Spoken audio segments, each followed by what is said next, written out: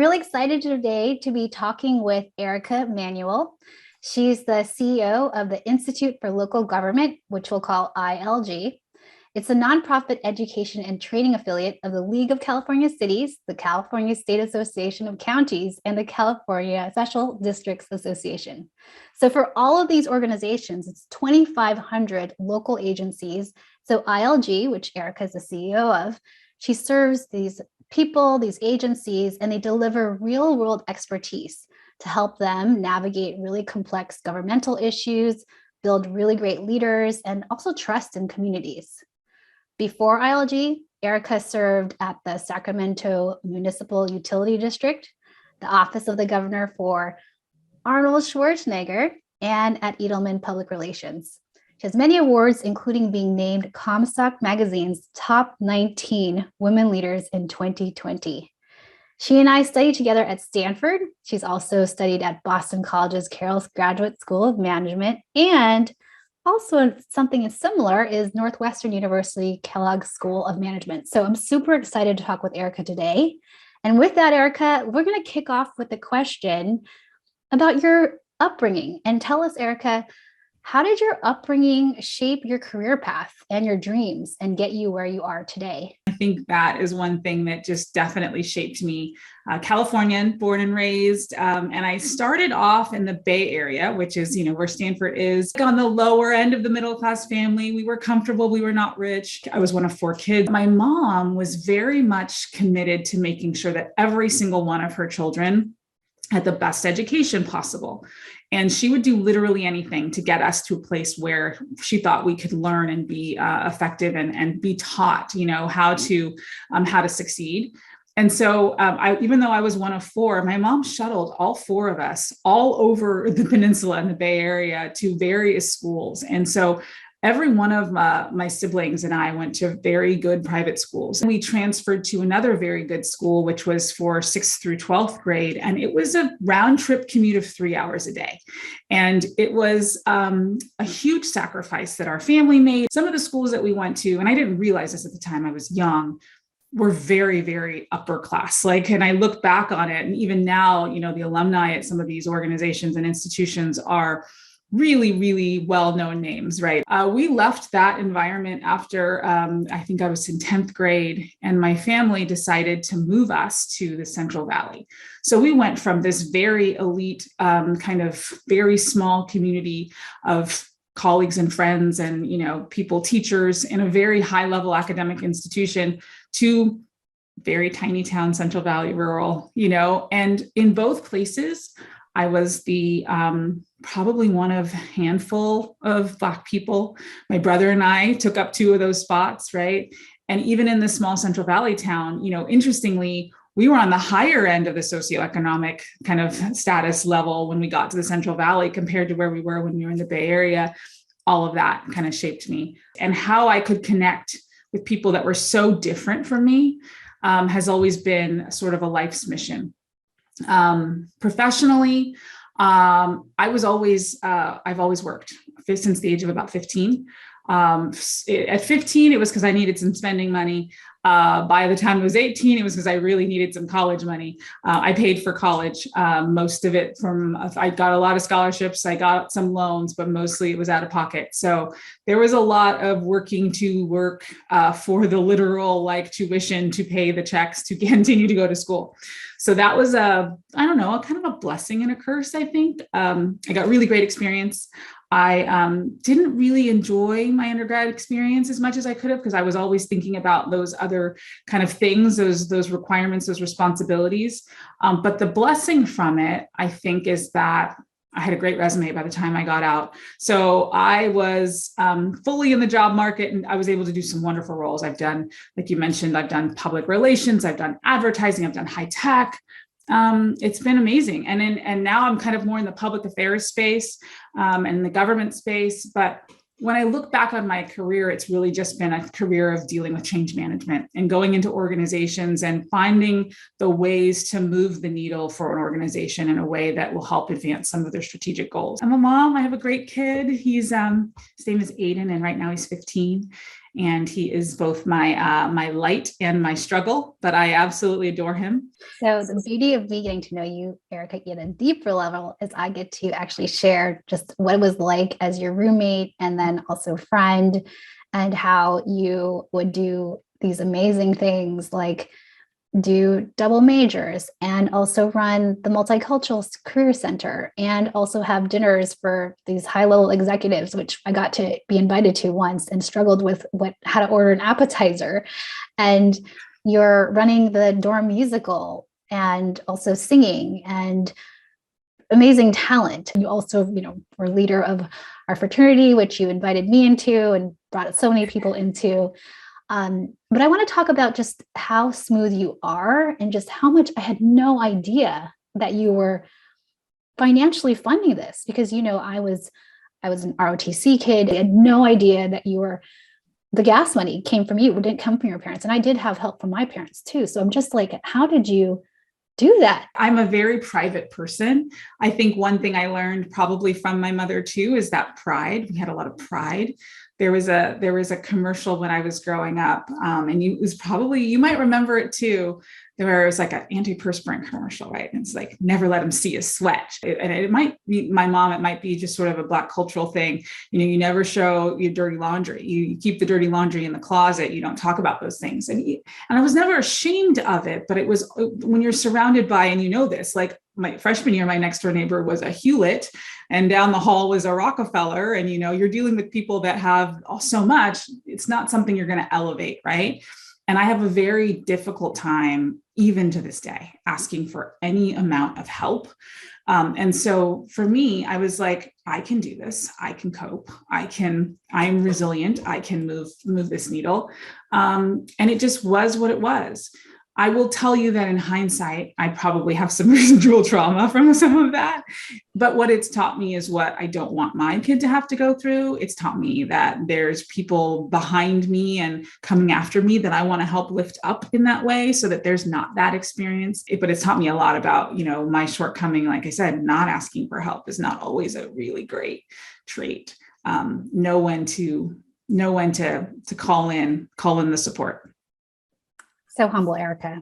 I mean, I have to also share, as I researched about you, and I was like, wow, Erica has, of course, done amazingly. The transition from Stanford and then stopping out, then I think that's when you took your Edelman job, when you're working. One of them, I did. I stopped out of college because I ran out of money. I did. Halfway through my senior year, ran out of tuition money. And it was this long time coming because I'd always be a little bit late paying the bill, like a little bit late, but I was always good. And then something happened my senior year, and it's this horrible predatory lending thing. I will tell you, they still do it to college students. And they did it to me. They will throw credit cards at you like crazy, right? The credit card companies were sending credit card after credit card. And I was like, this is interesting. And I will tell you that financial literacy is not something that's very well, certainly at the time, was not really highlighted for youth. And so I'm like 20 years old, and I've got these really ridiculous credit cards with very high limits. And I was pretty responsible with them. But they sent me a card, and I put one of the tuitions, like freshman, I think the first semester of my senior year or first quarter of senior year, on a credit card. And they sent the bill to my mother's house instead of to college and the college address. And so I was always great about paying them and paying them off, but I forgot about that one. And I went back home to my mom's house 2 months after I'd, used it, and I was behind, and the interest payments were coming in. I was getting collection calls and all these things. And it was this crazy experience where it freaked me out. And I was like, I can't do this. I need to stop. Like, this is out of control. I need to fix this. And that was the moment for me that I was like, I need to stop. I need to just take a break, because it's going to spiral. And I was so freaked out that my credit was going to be like a wreck forever. And that, that I took it so seriously. And so, I remember moving out of our dorm under cover of night. Like, I did it in Christmas break. I didn't tell you, I didn't tell anybody. I just like moved out. And I will tell you, like, so much of my life has been like blessing, curse, right? So I have amazing relatives, and my aunt in Sacramento, California, was living in the Sacramento, and my mother's oldest sister. And I remember calling her, and I didn't have a great relationship with her. I didn't know her that well. She was my aunt. I called her and I asked her if I could come live with her and pay her rent and work, because I felt like Sacramento had better job prospects than my hometown in the Central Valley with no economic development, right? So she said, absolutely no problem, without even hesitation. Like, she didn't even like say, let me call you back. She was just like, absolutely, under one condition: you do not pay us any rent and you promise me you will go back to school. And I was like, okay, I will do that. And so I lived with them for what was going to be a year and moved to Sacramento. And the most humbling thing I've ever experienced was feeling like, top of the mountain. I am going to Stanford. This is going to be easy. I'm going to find a job like that. Started sending out resumes. Rejection, rejection, rejection, rejection. And it was humbling to be like, I don't have a degree. I don't have an AA. I don't have anything. I graduated from high school. Like, I'm not doing something right. I've never been rejected for anything in my life. So I was rejected. The first month, I was pretty much rejected from like every job I applied for. And I was like, this is not going well. And I was like, nope, I got to make some money. So I started temping. And thank God I temped, and every place I temped loved me and then wanted to hire me. And then I was like basically on this track, and it was starting to pay me a lot more. And I was getting really, really attached. And I was like, I need to not get stuck. And so I actually did go back to my kind of thoughts around what do I want to do when I grow up. And I applied at Edelman. And that was one of the first jobs that I had, was at Edelman. And when I first started there, I was an intern, because I was like, I need to scale back. I just need to get back into the field. And that was one of my first jobs there. And paid me a lot less than all these other jobs I'd been getting over time, but it got me back on track. And I did that for a couple of months, and then I left that job and went back to back to Stanford unofficially, and finished up. And then I ended up coming back to Edelman. After I graduated, I came back to that office, and I worked at Edelman in a couple different offices, actually, because it was a great organization. I mean, I remember the stories about Edelman and how you would, I think it was Wesley Snipes who was hitting on you. Yeah, actually, that was a different ad agency, but yeah, I did entertainment PR for a while, and we had some phenomenal, I literally got to do such cool stuff. Like, we had, that was for a Publicist Dialogue. We were a marketing firm, advertising agency for the entertainment industry. So we had all the big movie studios, and we do junkets and premieres and all the promotion for really big name movies, and did get to meet some celebrities, and some of them did hit on me, but it was, I was young and naive at the time. Erica, I appreciate so much these stories. And I want to go to you also. You're such a renegade. I mean, all the things that you did. And I had no idea what was going on, except I'm sure it was smart, because everything you did was smart. And you then were like, I'm getting married. And I remember that being like, wow. Yeah. Okay, great. And you were the first one that I went to a wedding for, which was this perfect, beautiful wedding. So I just want to talk about that, because we had this reflection time afterwards, and you had all these really wonderful reflections. I am a serial relationship girl. I've always kind of been in one. And that comes a little bit, I think, from not, I'm a really good judge of character. And I take that very, very seriously. Like, you're an amazing person. I don't have a ton of friends. I don't have a ton of so I have a very small circle of people that I really like and really trust. And that's been great. I can't say that I'm the most out there person, in that I haven't probably, you won't find me out on 52 dates. Like, I'm not on any apps like that. Like, I'm never going to be that girl. But I will tell you that, I've always found people that are amazing. My ex-husband was an amazing person. He's a great father for my kid. And I got married pretty young, probably a little too young, but he was so much the right person for me at the time, and an amazing human being. I will say, know yourself before you dive all the way in.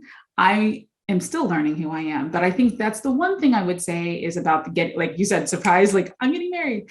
I didn't really know who I was yet. I knew who I kind of thought I wanted to be, and I knew the person I was with was really great. That may not always be who you're going to be forever. And so make sure you're with somebody who's going to evolve with you and be comfortable with that evolution, and they'll want to come along for that ride. And, as I grew into who I was, I know I'm not easy. I know I'm super demanding, and I'm super ambitious, and I'm super like, where are we going next? And that can be kind of an exhausting thing. So know thyself, man, know thyself. Wonderful tips. So let's go about this idea of myths, because are ambitious people. And there's lots of things, for example, that I wish I had known that I thought I knew when I was young. So I'm curious, Erica, going back, because you were on the fast track going to these private schools, doing really well, going to Stanford. But what were those myths that you're just like, those are not true? Never let them see you sweat. Like, that's a myth. There's this idea that you always have to be strong. You always have to be okay. You always have to be presentable. You always have to be polished. You always have to be just fine, right? And maybe great. And there are parts of that are just in my DNA that are never going to shift from where I am. Like, I will not leave the house if I'm not dressed. Like, if I'm staying in, I'm going to completely be in my sweats and my jammies. But if I'm going out, I don't own very many jeans, and I don't wear them outside. Like, I don't even wear pants that often. I'm more a dress girl, right? I'm always kind of dressed up, and that's just where I'm comfortable. But thinking about just like the core of who you are, learning that it's okay, especially as a leader, to show vulnerability. That's an important thing that we've learned, I think, very recently, that it's okay now to demonstrate your humanity and to demonstrate that you're not always 150% on, right? Some days are bad. So we turned a page, I think, in society very recently, but we've definitely turned a page. And I think that vulnerability can be a strength and an endearing factor for leaders. Another thing my mom used to say, she'd say, as a Black person and as a woman, you have to work twice as hard as everyone else to succeed. She'd always mention that. And I was like, I always took that to heart. And I think that's true, but it's also false, because in my experience, I have to work 3 or 4 times as hard for the same level of recognition or respect or compensation, or just credit for the work. And so I agree, but also it's sometimes even more than that. You have to be human, right? To be human yourself and be vulnerable, and also to be human and to see others as people, especially when what really matters is it deck really, really matter, or is there something at home that really, really matters?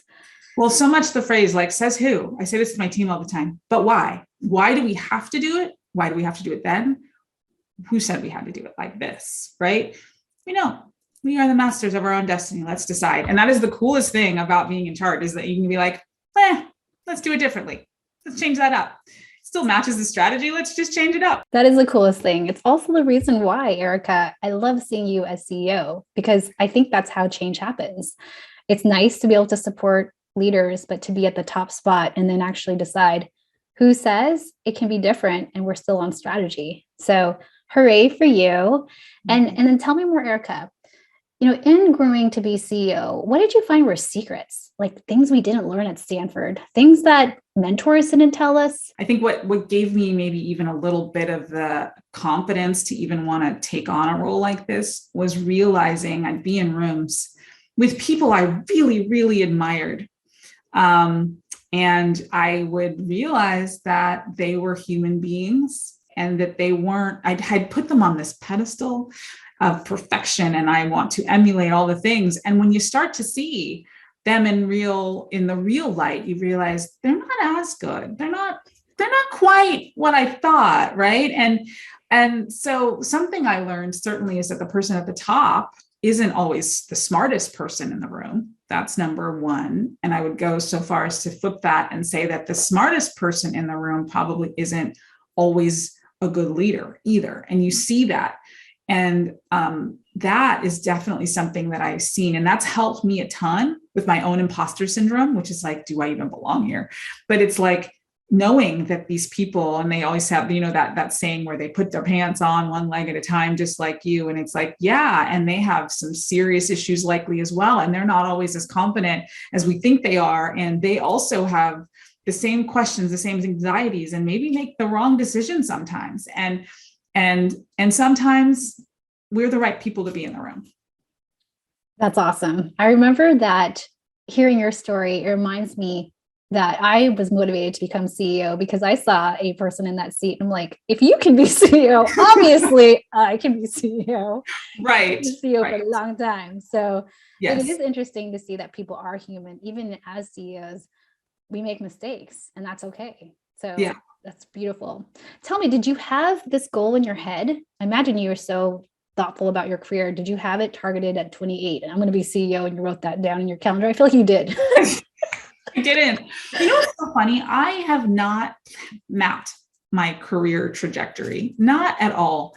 Every place that I go, and I think this is maybe a good thing, even though I'm a super planner, I like to have goals that I can work to attain. But in every organization I've been in, I've been at a point where I go looking up to the natural up, and I'll go, I don't really want that job. I don't really want that one. And for various reasons, it could be because I'm like, that doesn't look like fun, or that is definitely not something I'd be good at, or that's my passion. I don't really feel like I want to commit all that time to that. And when I reach that point in an organization, I decide that I'm going to be open to other opportunities.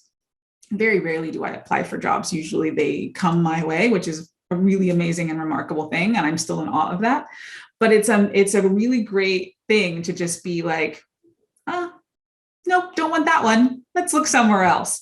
And so I haven't mapped it out. I didn't say this is what I want to do when I'm 28. I mean, if you remember in college, I mean, there was a time when I was plotting finance and Wall Street and thinking going like the New York route. And really just, I follow joy. I feel good doing this. I follow the passion of the work. And so I don't know that it would always look like that I would have this title or that I will have it again. I may not do it again the next time. I think I want to always be in a place where I'm giving back, where I'm feeling really appreciated, where I'm feeling like I'm contributing to the world, that I'm making a difference, and that I'm living a truth that's mine, where I don't have to kind of dread going to work every day. That's always going to be the thing. And where I can be myself, I can be a mom, I can be all the things, right? I still do want to have it all. So I'm a little bit of a lean in, and I'm a little bit of a Brene Brown, right? Let's talk about that, because you hear these things, you can't have all of the things. You can't have it all, at least not all at once. And as you know, and I know, we're not about that. We can have it all. We just have to be clear. So talk to us about that. Did you always do that? Define all. Define all, right? I mean, all is so subjective. So maybe the answer to that question for me, and what I would recommend for anyone else, is to say, define what your all is, right? Because it's going to be very different. My all is going to be different for you than yours is. And so for me, having it all, even having it all today, the definition of what that is today is so different than what it was 3 years ago. So I will never forget, I was probably six months into the pandemic, and I have had the opportunity to drive my kid to and from school every day. And prior to that, I'd driven him to school almost always, but I would kind of outsource the pickups because it was crazy. As the schools were opening back up and things were transitioning out, it was last year. It was the end of the school year. And I said, babe, we're about to have the mandates lifted. Little did we know, but we were going to have the mandates lifted. And I was like, things are going to open up soon. I'm going to start traveling again. So let me know what you like about what we've been doing and what you don't like. And he thought about it, and he's a pretty introverted kid. And he goes, I really like that you pick me up every day and that you drop me off every day. And I really, really want to keep that. And I'm like, okay. And so now for me, having it all means that I arrange for the time and the space to always be able to pick him up and drop him off, because he's said that matters to him. And so now that matters to me. So I will not take a business trip on a week that I have him. I will not take a meeting over that time. I will make sure that my schedule accommodates. And then I will make sure that I have the flexibility to be his mom. To me, that's what having it all is. In addition to, the professional goals and all the things you want to do, that's the piece that makes it matter for me. So, you can do it. You can do it, but you have to know what your boundaries are. You have to know what your goals are. You know what your all is, and know that it's not going to look like somebody else's. That's so fair. I remember I was talking with someone and they said, Erica, well, I want to have this really well-paying job. I want to be passionate about it. I don't want to work many hours. I want to travel all over the world. I want to not have, any sort of household things to do. I want to outsource all of it. I think about Wall Street, and I was just listening to this long list, and it's not that I wanted to say to her, you can't have what you want. It's just that there was no, to me, clarity about what was the most important thing on that list. Right. And when you have everything, they're optimized for nothing. right? Because you're Right. like, I want all the things, I'm not clear, then it's not surprising then that could lead to just dissatisfied. So if you're just like, I want to be there for Aiden in the mornings and the afternoons, that's what I'm doing. And I'm going to hit these goals at work. Boom. Those two things, you optimize for it. And it's magical how it lines up. But to be deliberate about what those most important things are, it's critical. Yeah. So let's talk about what you have in terms of advice for women trying to make it to the top. If you were back talking to you and me when we were 18, however old we were, what would you tell us as the advice, like a couple pieces of advice that if we want to be, I want to be CEO. So what would you tell me? I mentioned that my mom, she raised us and trained us to be comfortable in every space, to be able to, for lack of a better word, assimilate, and, blend in and be fine. That is your tool, right? And I think I can excel at that, and I'm good at that, and I've managed that over my career and certainly my life. I feel very comfortable being the one, the only, the youngest, the whatever, right? And that's probably a good thing. But I do think that for a while we were taught to emulate these leaders, and as we've discussed, some of them weren't that great. They just happen to be men. And I think now I think very differently about it. And I say to most women, don't try to be a man. Just being a woman is a superpower in and of itself. And that, we're different, and that's a good thing. Lean into that distinction.